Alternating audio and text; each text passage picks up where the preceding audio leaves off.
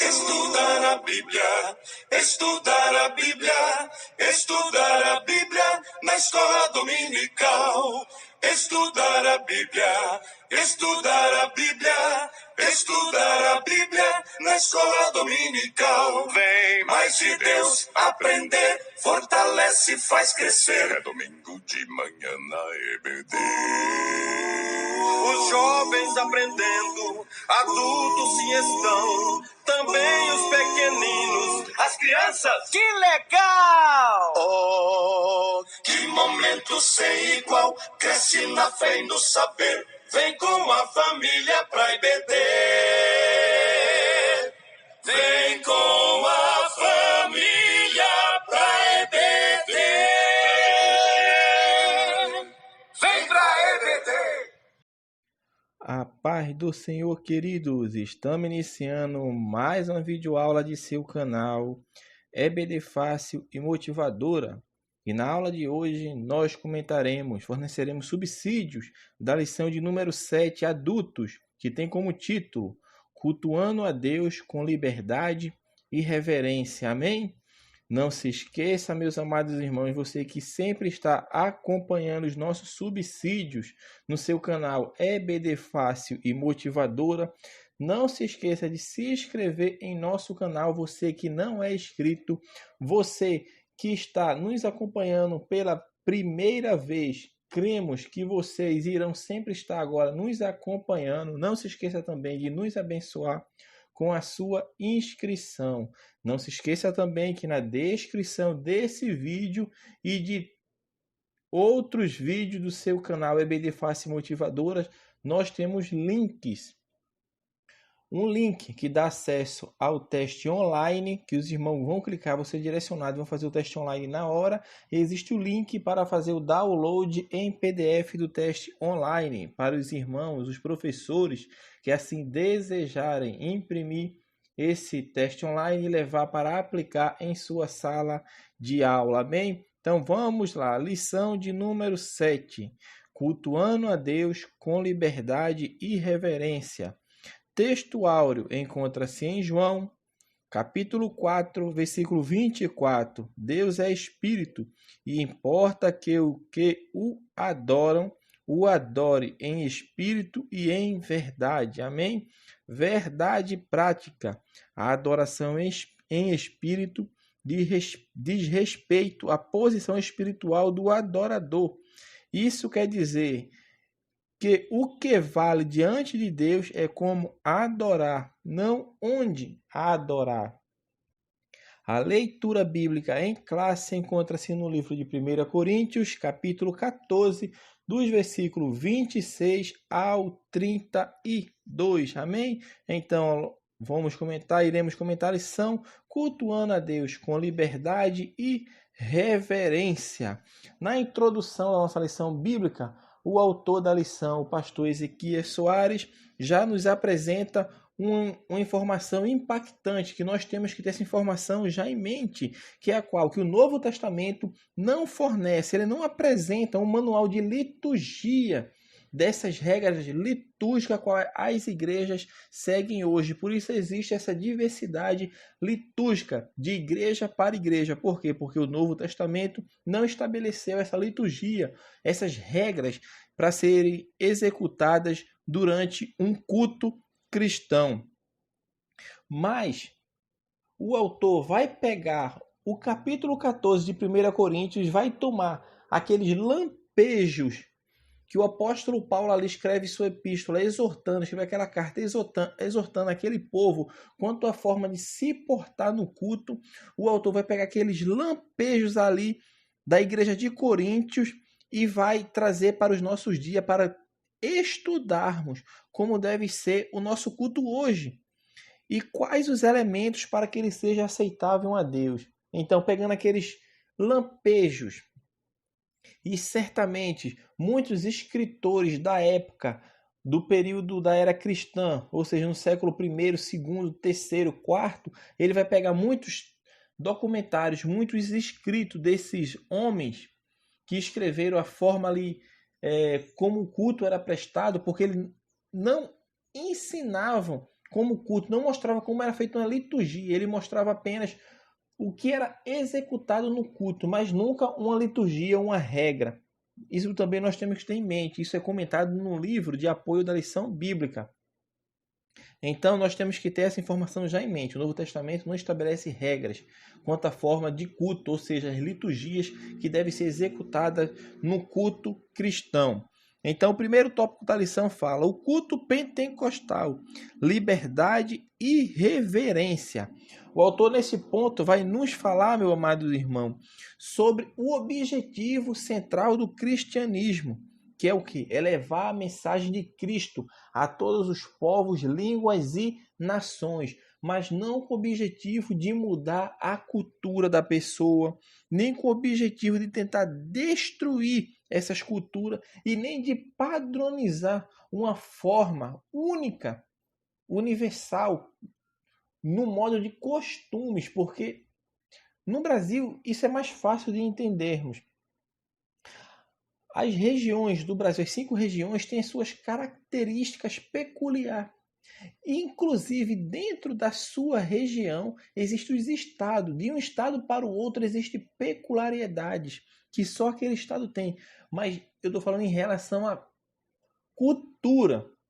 A cultura daquele povo é diferente de outros povos. Então, o evangelho não tem o intuito de chegar e mudar a cultura de determinada região. Vamos falar um exemplo simples e claro. No Rio Grande do Sul, o evangelho é pregado no Rio Grande do Sul, vamos supor que é pregado, tem crentes salvos em Cristo lá, tem igreja.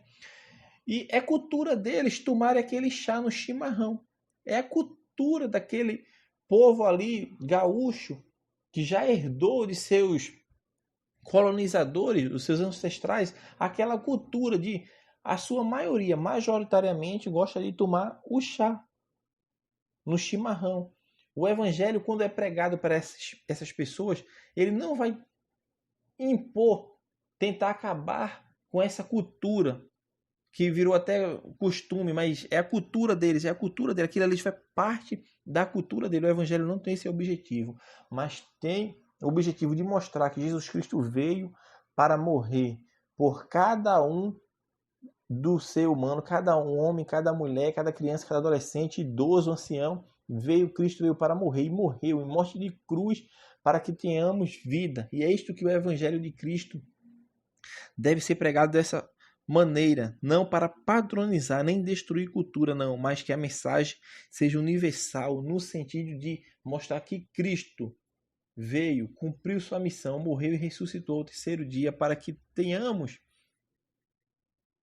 o poder que Cristo tem em relação à salvação, porque Cristo que executou a salvação, o poder da justificação que não estava sobre nós, Cristo veio e cumpriu. Ele se tornou o Cordeiro de Deus que veio restaurar esse relacionamento entre o homem e Deus. Não, Cristo veio e executou. Então, o culto pentecostal existe a liberdade e reverência. Não no sentido como nós já falamos de erradicar a cultura dos povos, não. Mas veio para mostrar que no culto pentecostal, ao qual nós estamos falando, existe, como o autor fala na primeiro tópico, a flexibilização cristã. Que flexibilização é essa? É no sentido da adoração. Os irmãos podem ver, se os irmãos forem ver, creio que os irmãos já viram, um culto pentecostal na África do Sul, na África lá, quando o modo de adorar daquele povo é diferente do modo de adorar de nós aqui no Brasil. Lá eles cultuam muito, dançando, andando, pulando. É a forma de adoração dele, porque aquela ali é a cultura daquele povo. Mas observe, a flexibilização não vai dar brecha também para todo o vento de modismo que possa vir a existir dentro da igreja. Porque a gente tem que entender, flexibilização que o autor está falando aqui, é a flexibilização no sentido da liturgia. No sentido do que é feito durante o culto. Tipo aqui, a nossa liturgia normalmente é louvor, leitura da palavra, tem os cânticos, que é os grupos que vão cantar, os grupos de louvor, tem a pregação da palavra, tem o ofertório, que é o momento tem o momento de oração pelos enfermos, pelas famílias, tem o momento da oração final e o momento da bênção apostólica. Essa é a nossa forma litúrgica, vamos falar assim. Então, existem igrejas que é diferente. A flexibilização que o autor está falando aqui é nesse sentido, flexibilização em relação à liturgia que é feita no culto. Embora eu falei bastante sobre a escultura, porque certamente vai surgir essa dúvida dentre as pessoas que vão estar na sala de aula, então é bom a gente falar isso. E outra coisa também que é importante de se falar, que flexibilização não é aceitação de tudo que vai vir para a igreja. Por quê? Porque hoje está na moda falar muito de inclusão. Inclusão no sentido que estou falando aqui, é no sentido que secular mesmo, que é inclusão, é você aceitar a pessoa como ela é, sem que aquela pessoa mude ou transforme o seu pensamento. Mas não, o evangelho de Cristo, meu irmão, preste bem atenção, o evangelho de Cristo não é um evangelho de inclusão no sentido da palavra que é utilizada hoje, mas o evangelho de Cristo é um evangelho de transformação, de mudança de pensamento, de mudança de caráter. Não é um evangelho de inclusão que a pessoa vem e permanece do jeito que está, com as obras da carne, com as suas vestes sujas, não. Mas o evangelho de Cristo é um evangelho de transformação, é um evangelho de mudança. Então Cristo pregou o evangelho de mudança, não o evangelho de inclusão. Temos que ter em mente isso. Temos que ter em mente isso. Então a flexibilização não é aceitar tudo de qualquer forma e de qualquer jeito, não. Então temos que ter em mente isto. O autor também fala sobre o culto, que culto é sinônimo de adoração. Aí ele vai falar também que o enfoque no sentido de adoração. O enfoque do culto é esse mesmo, é o sentido de adoração, que nós estamos quando vamos ao culto. Qual o sentido do culto? Não é reencontrar amigos não, irmão. Não é um passatempo, mas é um momento de adoração a Deus. É um momento que as pessoas vão se reunir na igreja, que a igreja é isso, é toda a congregação, uma assembleia que se reúne em torno do nome de Jesus como Senhor e Salvador. E nós professamos nele fé, publicamente, de forma diversificada, meu irmão. Então, o culto é isto. Aí o autor vem falar que isso é interessante também, o autor, como ele é professor de hebraico e grego, ele fala muito, se os irmãos perceberem nas lições bíblicas que estão estudando esse trimestre, muitos termos gregos, muitos termos através hebraico também, porque o autor tem facilidade.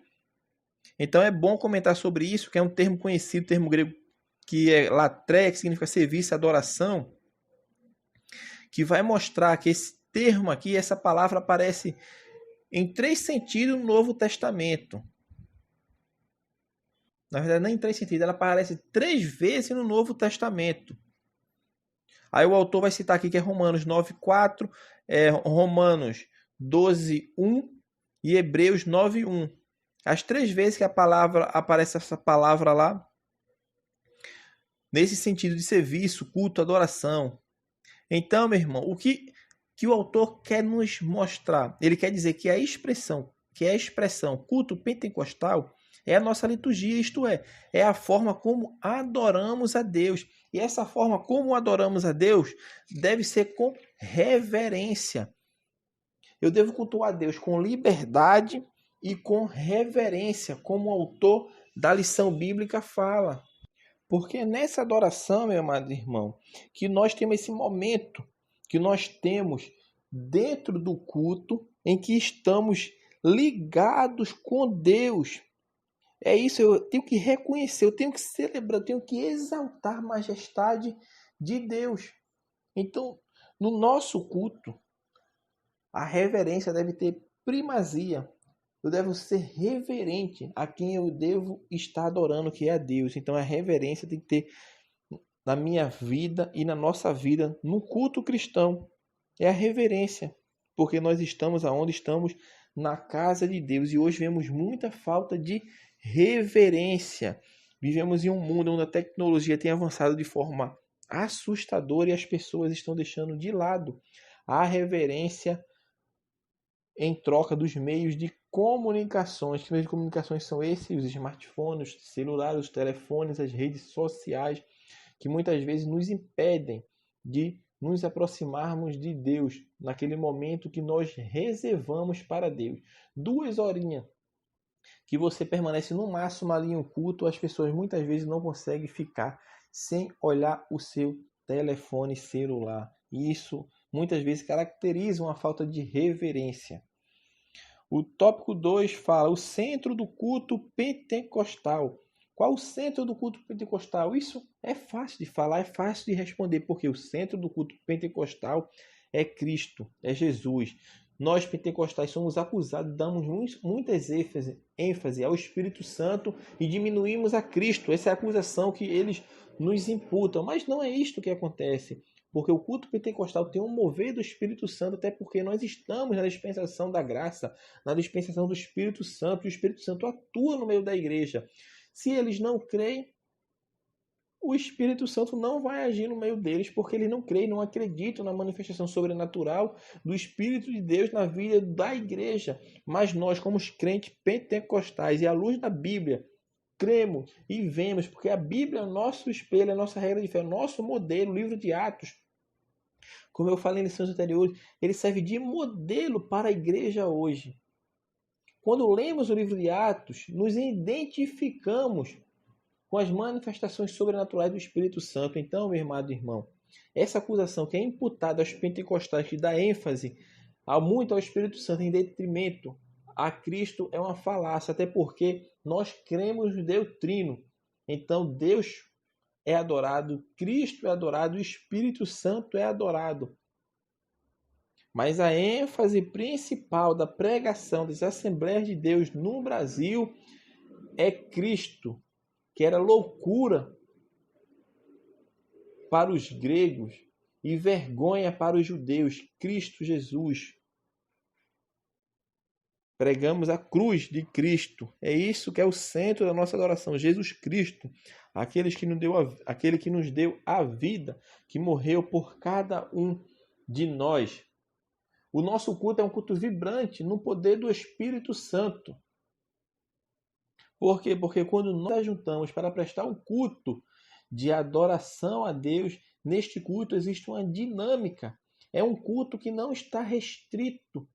A liturgia pentecostal não está restrita aos obreiros e a uma classe exclusiva de pessoas. Não existe elitizados no meio do povo de Deus. Se na igreja, meu irmão, tiver grupos elitizados, a igreja certamente está caminhando fora dos padrões estabelecidos por Cristo, porque na igreja de Cristo existe uma dinâmica, existe um envolvimento onde todos participam do culto da adoração a Deus, sejam por cânticos, louvores, testemunho, manifestações de dons espirituais. A adoração envolve a todos os crentes que estão participando daquele culto. Então este culto, meu irmão, ele é vibrante no poder do Espírito em relação a isso, que todos têm acesso tanto ao culto, porque o culto é para ser prestado por todos, assim como também ao púlpito, porque existem igrejas que só as pessoas elitizadas têm acesso ao púlpito,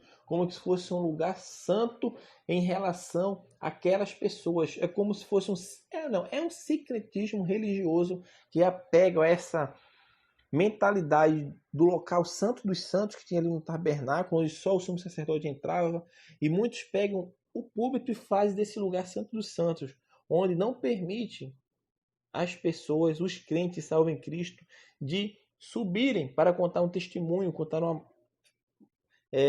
um hino, dar uma saudação, pregar uma mensagem. Não.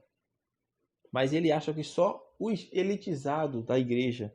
Mas no culto pentecostal existe isso, essa vibração no poder do Espírito Santo, onde todos podem participar, todos têm acesso ao púlpito. Por quê? Porque todos são servos.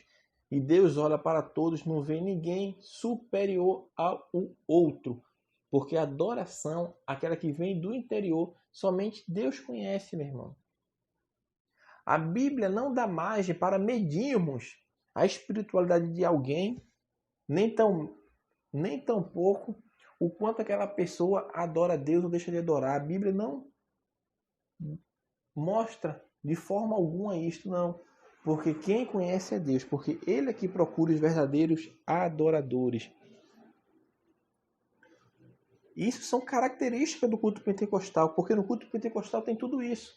Tem a manifestação do poder do Espírito Santo, como nós falamos, tem cântico, tem louvores, tem pregação, tem testemunho, tem salvação, tem batismo com o Espírito Santo, tem derramamento de poder. Então tudo isso tem no culto pentecostal. E por fim, para encerrarmos nosso subsídio, nossa lição de número 7, como se expressa a liturgia de nossas igrejas. Agora nós vamos trazer agora para o nosso dia a dia, nas nossas igrejas, como está acontecendo, como se expressa essa liturgia. A nossa liturgia é bem diversificada, como nós falamos anteriormente. Por quê? Hoje em dia nem tanto, até porque a maioria dos cultos hoje são transmitidos. Mas outrora, não muito tempo atrás, alguns anos atrás, tinha os cultos reservados, que na minha região chamava culto de portas abertas. Qual eram os cultos de portas abertas? Era aquele que o público em geral tinha acesso. Era os cultos de porta aberta. Por quê? Porque a igreja ficava aberta com suas portas principais para que todos tivessem acesso, todos no sentido de o ímpio, o descrente também poder participar. E quais são os cultos de porta aberta? Escola dominical, culto evangelístico aos domingos e alguns outros cultos, como o culto da família. E tinha vários outros cultos que eram chamados de culto de portas abertas. Entretanto, existia também os cultos de porta fechada. E quem poderia participar desses cultos eram os crentes, os congregados e os membros. Em anos bem passados, nem os congregados poderiam participar desses cultos de portas fechadas, apenas os membros.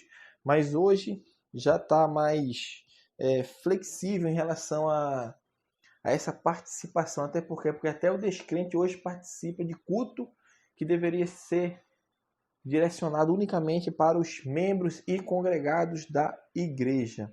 Então nós temos que ter atenção também a isto. Nem todo tipo de culto os descrentes participam. Nós vemos isso na igreja de Coríntios. Porque quando os coríntios se reuniam, tem dois momentos ali do culto. Tinha um momento que era o momento dos crentes em Cristo, quando havia a manifestação do Espírito Santo que deveria agir. E Paulo de maneira nenhuma falou que eles deveriam parar com a manifestação sobrenatural de Deus, que Deus fazia na vida dele, do Espírito Santo, mas que tivessem ordem. Ordem, tanto no culto, como a gente fala de portas fechadas, onde haveria só crentes, e também quando havia descrente nos cultos. Por quê?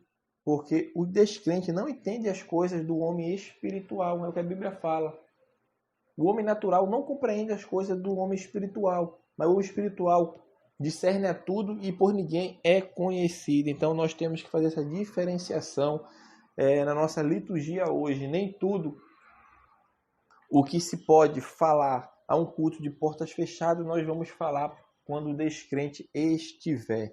Mas isso não quer dizer que não haja manifestação do Espírito Santo em um culto em que esteja o descrente. Até porque, se ele perceber e ver a manifestação sobrenatural de Deus na vida dos crentes, ele vai sentir a presença de Deus. Por quê? Porque a graça de Deus pode ser derramada sobre a sua vida. Pode não, é derramada sobre a sua vida para que ele venha a perceber que Cristo Jesus é o que salva, cura e batiza e leva o ser humano para o céu. Então essas são as nossas reuniões de adoração, irmão. Nós temos essa liberdade de adoração a Deus. E este é o culto pentecostal. Por quê? Porque as reuniões são coletivas de adoração, apresentam as mesmas características do culto de Coríntios, é o que eu estava falando. Acontecem as manifestações sobrenaturais no nosso culto, mas o que devemos ter reverência, tudo tem que ser com ordem e decência, como fala a palavra de Deus. É o que fala o apóstolo: quando vos ajuntais, cada um de vós tem salmo, meu irmão, tem doutrina, tem revelação, tem língua, tem interpretação. Quando falamos isso, quando lemos esses textos na carta aos Coríntios, nós nos identificamos com isso com facilidade, pois nós vivemos as mesmas experiências. Porém, tem que ser com ordem, com decência, como o autor fala, tem que ser com reverência.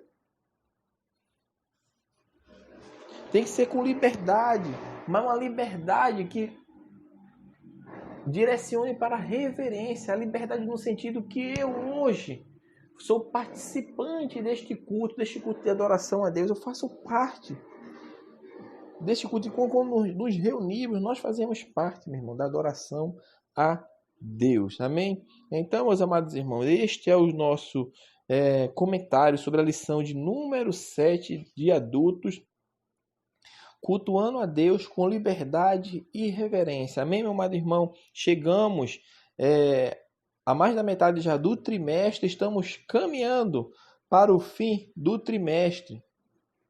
Faltando 5 lições da lição 8 a 13, estamos acabando praticamente. Chegamos mais da metade agora da lição deste trimestre, desse primeiro trimestre de 2020. Amém, meu amado irmão? Então, você que está sempre nos acompanhando, não se esqueça de se inscrever no nosso canal, compartilhar o nosso vídeo com seus alunos, seus professores e as pessoas que assim gostam de estudar a palavra de Deus, e até a nossa próxima aula de subsídio do seu canal EBD Fácil e Motivadora. Amém? Deus abençoe os irmãos e até a nossa próxima aula.